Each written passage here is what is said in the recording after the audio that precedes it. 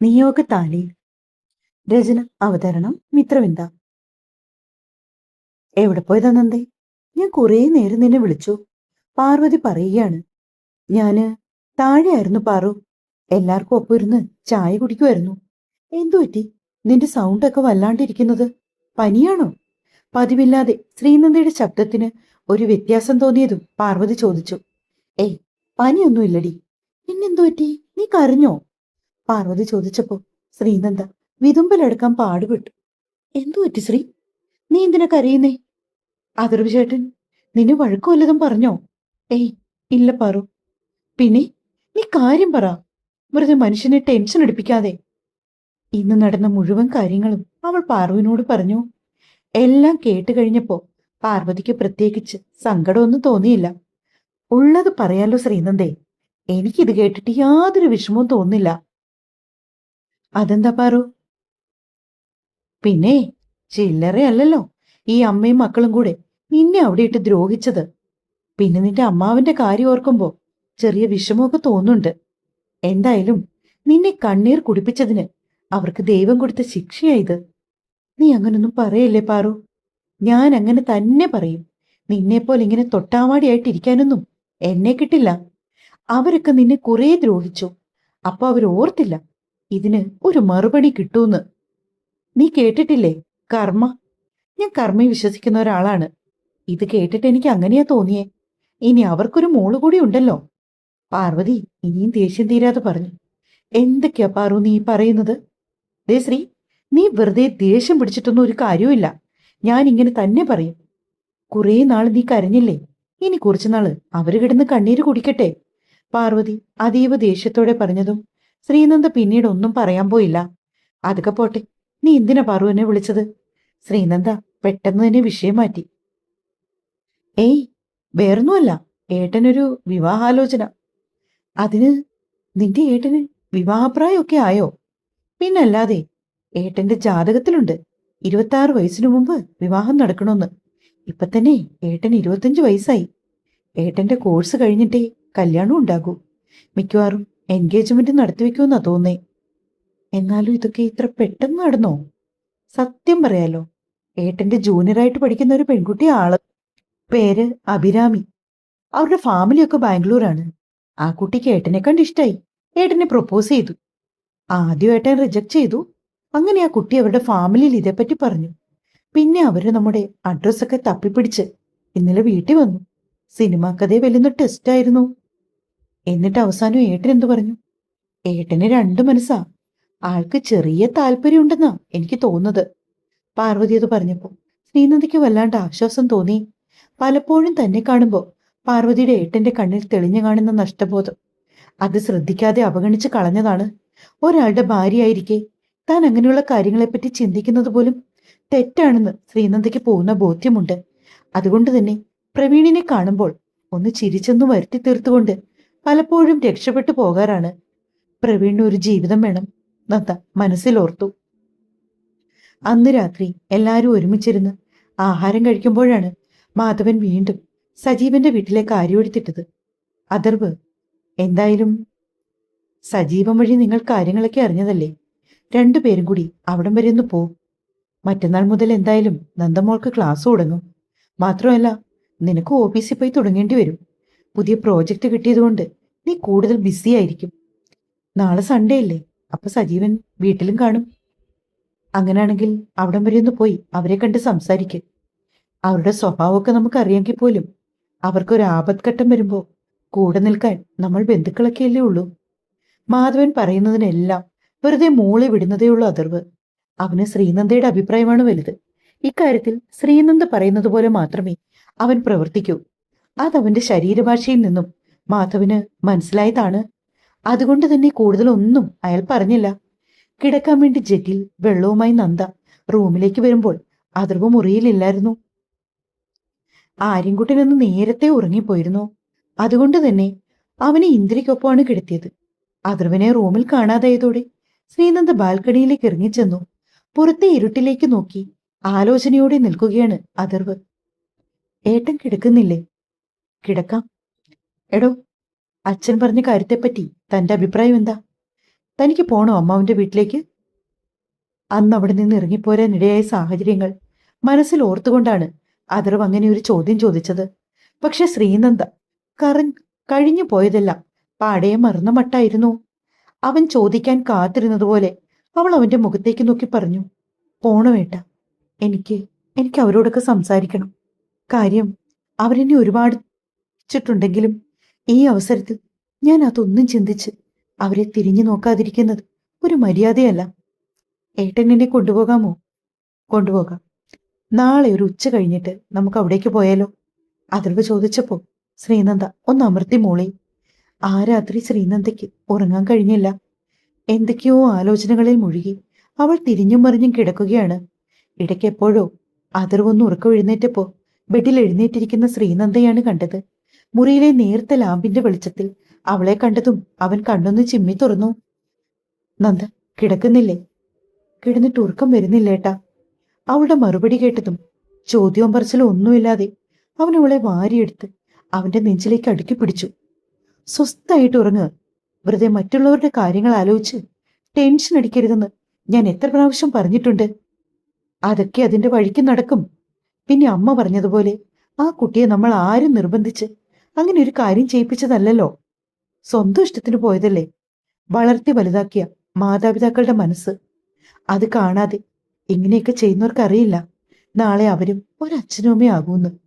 ചിലപ്പോൾ കാലം അവർക്ക് മറുപടി നൽകുന്നത് സ്വന്തം മക്കളിലൂടെ ആയിരിക്കും. തൽക്കാലം നമ്മളതൊന്നും ഓർത്ത് തല പുകയ്ക്കേണ്ട, കേട്ടല്ലോ? നന്ദയുടെ നെറ്റിയിൽ ഒന്ന് അമർത്തി മുത്തിക്കൊണ്ട് അഥർവ് മെല്ലെ അവളുടെ പുറത്ത് മൃദുവായി തട്ടിക്കൊടുത്തു. അവന്റെ നെഞ്ചിന്റെ ചൂടിൽ ആ ഹൃദയ താളം കേട്ട് ശ്രീനന്ദ കണ്ണുകൾ അടച്ചുറങ്ങി. ഇടയ്ക്ക് എപ്പോഴോ ഒന്ന് ഉണർന്നതിന് ശേഷം പിന്നീട് ആ രാത്രി അവൾക്ക് ഉറങ്ങാൻ കഴിഞ്ഞില്ല. അതുകൊണ്ട് തന്നെ അത് രാവിലെ അവൾ എണീറ്റു. അഥർവ് അപ്പോഴും നല്ല ഉറക്കമായിരുന്നു. അവനെ ഉണർത്താതെ അവൾ നേരെ താഴേക്ക് ചെന്നു. താഴെ ഹാളിലെ ലൈറ്റുകളെല്ലാം ഓഫായിരുന്നു. അതോടെ അവൾക്ക് മനസ്സിലായി ഇന്ദിര ഉണർന്നിട്ടില്ലെന്ന്. മെല്ലെ ലൈറ്റ് ഇട്ടുകൊണ്ട് അവൾ അടുക്കളയിലേക്ക് ചെന്നു. കോഫി ഉണ്ടാക്കിക്കൊണ്ടിരിക്കുന്ന സമയത്താണ് ഇന്ദിര അവിടേക്ക് വന്നത്. ആഹാ, മോൾ ഇത്ര നേരത്തെ എഴുന്നേറ്റോ? കിടന്നിട്ട് ഉറക്കം വന്നില്ലമ്മേ, അതുകൊണ്ട് ഞാനിങ്ങ് എഴുന്നേറ്റു. എന്താ മോളെ, മോൾ ഇപ്പോഴും അമ്മാവിന്റെ വീട്ടിലെ കാര്യോർത്താണോ മനസ്സ് വിഷമിപ്പിക്കുന്നത്? മോൾ ഒന്നുകൊണ്ട് സങ്കടപ്പെടണ്ട. സംഭവിക്കാനുള്ളതൊക്കെ സംഭവിച്ചു. ഇനി നമ്മൾ എത്ര വിഷമിച്ചിട്ടും കാര്യമൊന്നുമില്ല. പിന്നെ നിങ്ങളെ കൊണ്ട് ഇപ്പൊ ചെയ്യാവുന്നത് ഇന്നലെ അച്ഛൻ പറഞ്ഞതുപോലെ അവിടെ ചെന്ന് അവരെ ഒന്ന് കണ്ട് ആശ്വസിപ്പിക്കുക, അത്രമാത്രം. നമ്മുടെ ഒരു വാക്ക് അവർക്ക് ഏതെങ്കിലും ഒരു രീതിയിൽ ആശ്വാസം പകരുന്നുണ്ടെങ്കിൽ അതല്ലേ നമുക്ക് അവർക്ക് വേണ്ടി ചെയ്യാൻ കഴിയാവുന്ന ഏറ്റവും വലിയ കാര്യം. ഇന്ദിര പറഞ്ഞത് ശരിയാണെന്ന അർത്ഥത്തിൽ ശ്രീനന്ദ മെല്ലെ തലയനക്കി.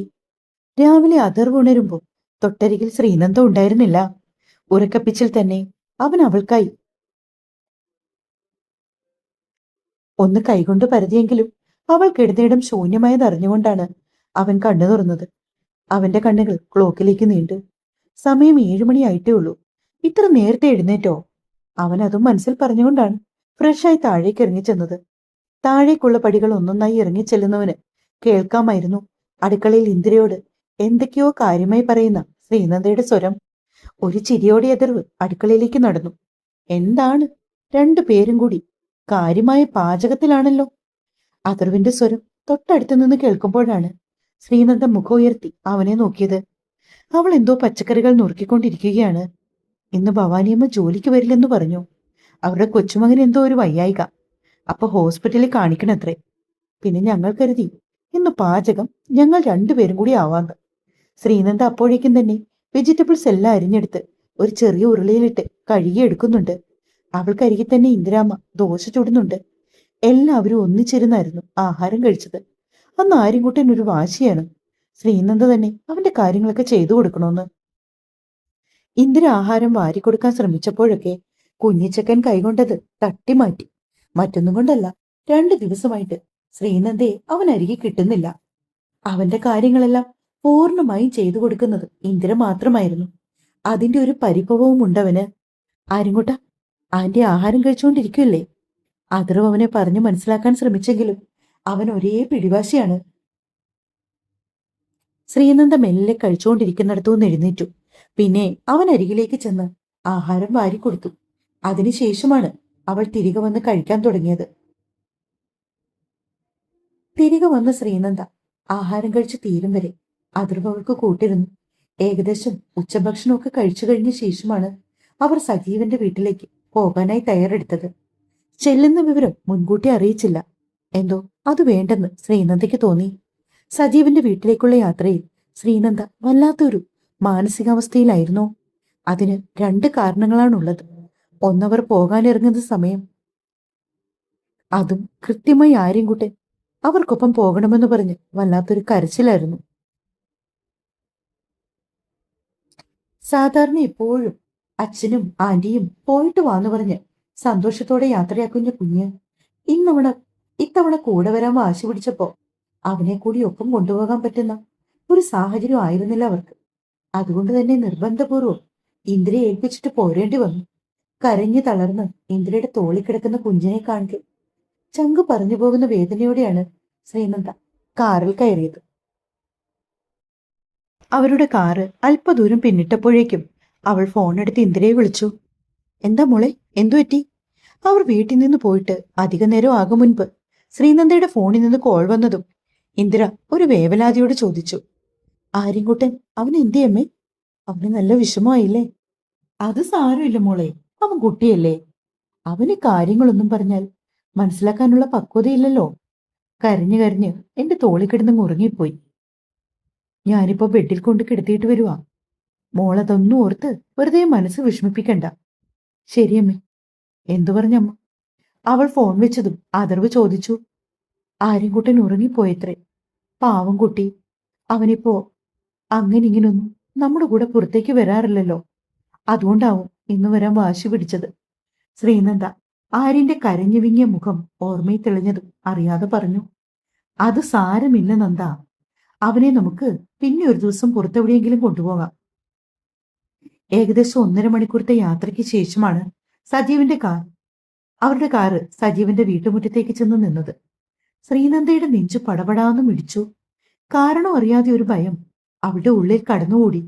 അവസാനമായി ഇവിടെ നിന്നും പടിയിറങ്ങിപ്പോയപ്പോഴുള്ള നിമിഷങ്ങൾ അവളുടെ മനസ്സിലേക്ക് തെളിഞ്ഞു വന്നു. വണ്ടി നിർത്തിയിട്ട് ഇറങ്ങാൻ കൂട്ടാക്കാതെ എന്തൊക്കെയോ ചിന്തകളിൽ മുഴുകിയിരിക്കുന്ന ശ്രീനന്ദയുടെ കയ്യിലേക്ക് അതിർവ് അവന്റെ കൈ ചേർത്തു വെച്ചു. തൽക്കാലം ആവശ്യമില്ലാത്ത കാര്യമൊന്നും ചിന്തിക്കണ്ട. നമ്മളിപ്പോ വന്നത് എന്തിനാണെന്നറിയാലോ. അവൾ അവനെ നോക്കി ഒന്ന് തലകുലുക്കിക്കൊണ്ട് ഡോർ തുറന്ന് പുറത്തേക്കിറങ്ങി. അതേസമയം മുറ്റത്തൊരു വണ്ടി വന്ന് നിൽക്കുന്ന ശബ്ദം കേട്ട് സാക്ഷി അടുക്കളയിൽ നിന്ന് ഉമ്മറത്തേക്ക് വന്നു. കാറിന്റെ ഡോർ തുറന്നിറങ്ങി വരുന്ന ശ്രീനന്ദയെ അതിർവിനെയും കണ്ടപ്പോ സാക്ഷിയും വല്ലാതായി. ഒരു മുഷിഞ്ഞ വേഷത്തിലാണ് അവൾ നിൽക്കുന്നത്.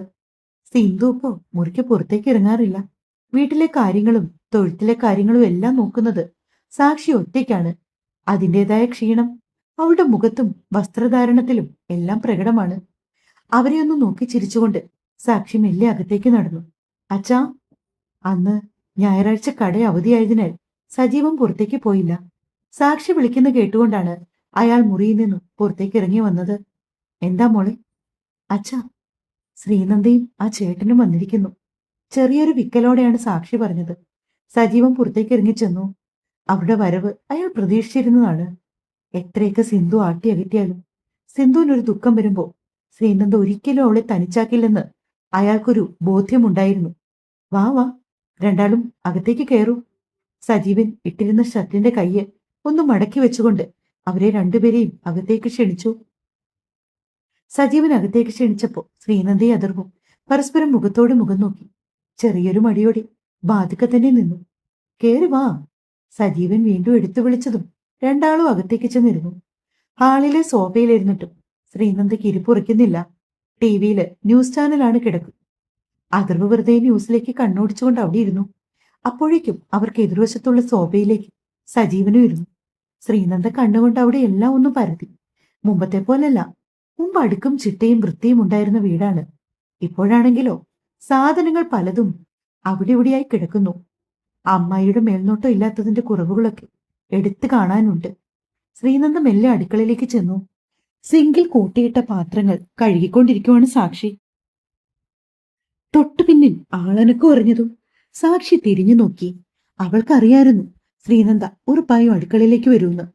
ശ്രീനന്ദയെ കണ്ടതും സാക്ഷി വല്ലായ്മയോടെ മുഖം കുനിച്ചു. എന്തു പറയണം, എങ്ങനെ പറഞ്ഞു തുടങ്ങണം എന്നൊന്നും അറിയില്ലായിരുന്നു അവൾക്ക്. എങ്കിലും ഒന്ന് കെട്ടിപ്പിടിച്ചാല് ശ്രീനന്ദ തട്ടിമാറ്റില്ലെന്ന പൂർണ്ണ ബോധ്യമുള്ളതുകൊണ്ട് തന്നെ സാക്ഷി ഒരു ഏങ്ങലടിയോടെ ശ്രീനന്ദയുടെ തോളിലേക്ക് ചാഞ്ഞു. പിന്നെ പെട്ടെന്ന് എന്തോ ഓർമ്മ വന്ന പോലെ അടർന്നു മാറി. എന്റെ ദേഹത്തപ്പടി അഴുക്കാം. ഞാനിപ്പോ തൊഴുത്തിലൊക്കെ പോയിട്ട് വന്നേ ഉള്ളൂ. പെട്ടെന്ന് ഓർക്കാതെ മുഖം കുനിച്ച് ഓരോ വാക്കുകളും എടുത്തെടുത്താണ് അവൾ പറയുന്നത്. ശ്രീനന്ദ മറ്റൊന്നും ചിന്തിക്കാതെ സാക്ഷിയെ തന്റെ നെഞ്ചോട് ചേർത്ത് പിടിച്ചു. ഇരുവരും ഒരുപോലെ കരഞ്ഞുപോയിരുന്നു. സംഗീത ചേച്ചി പോയി. അമ്മ ആരോടും മിണ്ടാതായി.